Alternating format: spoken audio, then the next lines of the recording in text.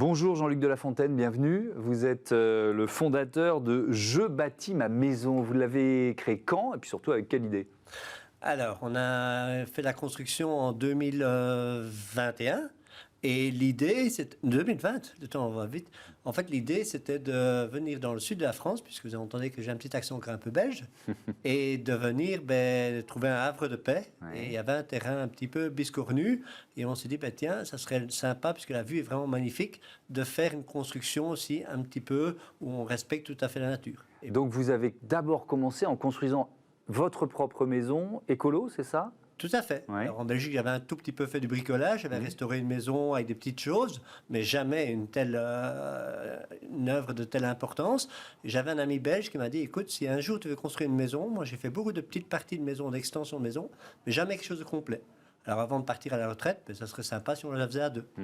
Et donc ça c'est le point de départ de l'histoire, mais ensuite ça devient finalement un projet d'entreprise. Je bâtis ma maison, c'est quoi? Ce sont des formations que vous proposez? Formations en ligne, formations sur place, comment ça marche? Alors tout à fait. Alors le projet a changé un petit peu au fur et à mesure de l'évolution. On a commencé à construire 2 maisons en ossature-bois avec des bénévoles qui sont venus d'un peu partout, notamment un Canadien, qui m'a dit un jour, écoute, c'est très sympa de tout filmer parce que tu vas faire des tutoriels de qualité, puisque en tout cas on l'aura fait, et ça montre bien que les amateurs savent le faire, mais dans tout ce qu'on entreprend, il y a 80% de préparation et 20% d'exécution.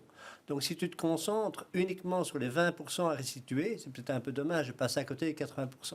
Donc, ce qu'on s'est dit, OK, les 20%, on va les donner, puisque c'est pas grand-chose, on les donne. Donc, cette partie-là de formation, elle est entièrement gratuite. Et du coup, on s'est concentré sur toutes les étapes qu'il y avait en amont de la construction. Puisque vous m'avez dit quand est-ce qu'on a commencé les travaux, mais je pense que dans ma tête, on a commencé bien presque 2 à 3 ans à l'avance. Quel type de construction, de quels moyens on allait faire, avec quel type de matériaux, tout un tas de questions qu'on se posait, et notamment notre impact par rapport à l'écologie. Et du coup, on s'est dit, voilà, ça nous a mis un cheminement qui a mis presque 2 ans.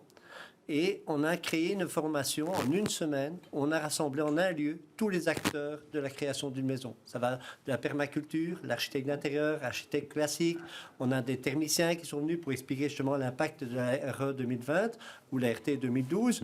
Et quelqu'un qui aménage des maisons avec des conteneurs, donc des utilisations des maisons avec de la paille d'atterre. Moi, je ne l'ai pas utilisé parce que le problème, c'est que ça prenait trop de temps, mais d'autres diront, mais ça, c'est vraiment un matériau génial. Et à la sortie de cette formation, ils ont une idée plus claire de ce qu'ils veulent faire. Ouais. Si on reprend quelques fondamentaux d'une maison écolo, ça veut dire quoi? Alors, la première chose, c'est essayer d'abord que les fondations n'aient pas trop d'impact au niveau du sol. Quand vous faites un radier de béton, des choses ainsi un peu classiques, d'abord le béton, c'est quand même une source de pollution. En plus, vous amenez des machines lourdes qui amènent encore d'autres types de pollution, vous dérangez fortement les sols. Ici, on a fait des fondations avec ce qu'on appelle les technopieux. Ce sont des pieux vissés dans le sol. Donc, une vis, on peut la visser, mais on peut la dévisser. Ouais. Donc, le jour où on partira, je crois qu'on a bougé 2 mètres cubes de terre un peu dans un petit coin où il y avait un peu trop. Et sinon, le terrain, il est tout à fait brut en dessous. Et donc, l'avantage de ça, c'est que le jour où on sort, on n'a pas trop abîmé la nature. Donc, ça commence par les fondations, le choix des matériaux, j'imagine? Tout à fait. Donc, du coup, si on fait quelque chose de propre, on ne va pas mettre une dalle en béton là-dessus. Donc, ça me paraît logique, on met une dalle en bois. Et puis, l'autre avantage du bois, c'est que c'est une matière qui se travaille très facilement. Donc, on a fait le hors d'eau, hors d'air avec des amateurs. En 17 jours et demi pour 2 maisons. Ouais. Mais est-ce que d'une manière générale, dans vos tutoriels, il faut quand même se faire accompagner par des professionnels, peut-être sur la première partie? C'est quoi le degré de capacité à tout faire soi-même? Vous voyez ce que je veux dire? Alors j'aurais tendance à dire, il faut se faire accompagner à chaque étape, mais on ne donne pas le travail.